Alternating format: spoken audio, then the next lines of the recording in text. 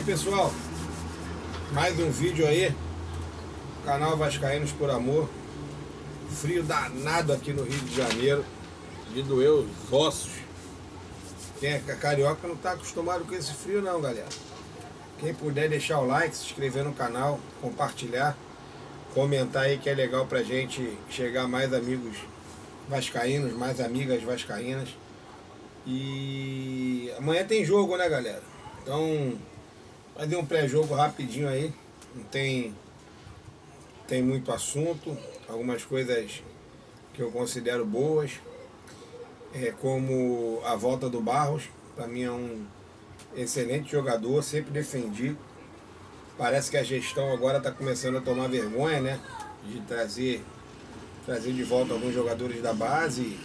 O Cruzeiro tentou algumas vezes levar o Barros, não conseguiu.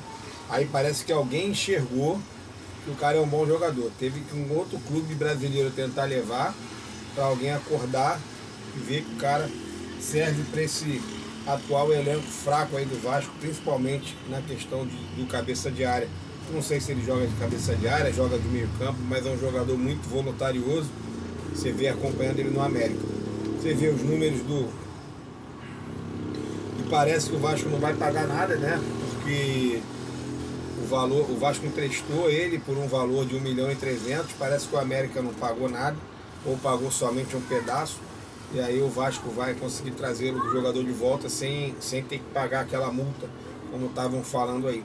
Só que o Vasco parece que renovou o contrato dele, né, até quando eu não sei, e o Vasco não informou ainda oficialmente, e parece que teve um aumento no salário. Vocês verem aí, ó, essa informação foi dada pelo canal do Pedrosa, né? Que o Barros está voltando aí pro Vasco.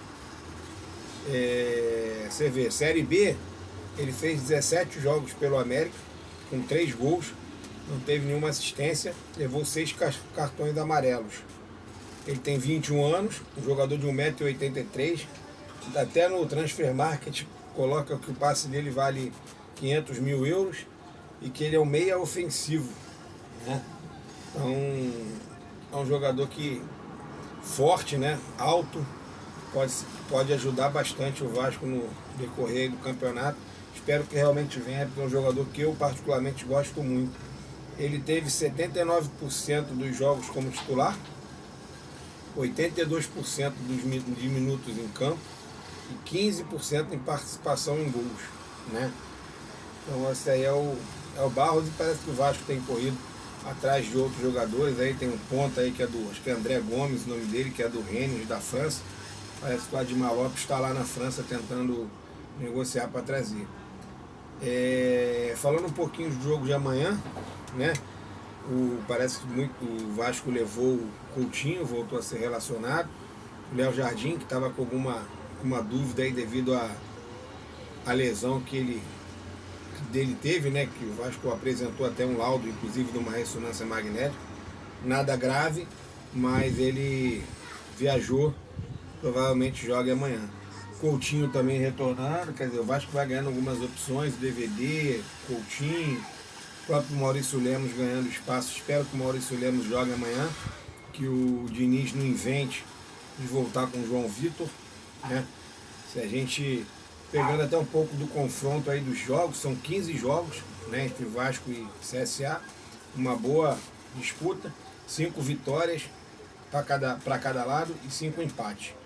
Eu estava assistindo hoje uma live até legal de um torcedor do CSA, agora, o nome dele é Bruno, me desculpa, eu não lembro o nome do canal dele, mas num próximo vídeo aí de pós-jogo eu falo, bem legal o canal dele, e ele fiz até uma pergunta lá no canal a respeito dos destaques, né? Quais jogadores do CSA que poderiam preocupar a gente. E aí ele colocou lá que é o Thiago Maia, atacante, né, que é um dos principais goleadores aí do time do CSA. O Brian, que é um meia, inclusive foi especulado no Goiás, né? O Goiás hoje é o líder da Série B, esse jogador foi especulado lá. E o Enzo, lateral esquerdo. E esse jogador, segundo informações do Bruno, né, agora me desculpa, eu não lembro o canal dele, ele disse que o Grêmio tentou a contratação desse lateral esquerdo Enzo. É um jogador muito promissor, um jogador novo, tem um futuro promissor pela frente. E o Islam, que é zagueiro, pelo que ele passou também é um zagueiro muito bom. Então esses 4 jogadores aí, engraçado que é praticamente uma espinha dorsal do time, né? O zagueiro Islam, o atacante Thiago Maia, o meia Brian e um lateral esquerdo ali, o Enzo. Então esses jogadores aí que é pra gente ficar de olho. O Vasco, a tendência é que o Vasco vá com o mesmo time, jogou contra o Internacional, e aí seria Léo Jardim, né? Paulo Henrique, Maurício Lemos, o Lucas Freitas. Lucas Freitas ou Lucas Oliveira? Lucas Freitas, o Piton, aí o Hugo Moura, Tietê, e aí o pessoal tá com a dúvida se volta o Coutinho ou se vai manter o DVD, e aí seria o Tietê, né, o DVD, o Nuno, o Ryan e o Verratti. Espero que ele entre com esse time, né, o Coutinho, algumas especulações que o Coutinho pode vir titular. Eu seguraria o Coutinho pro segundo tempo, vai pegar um pouco mais do time do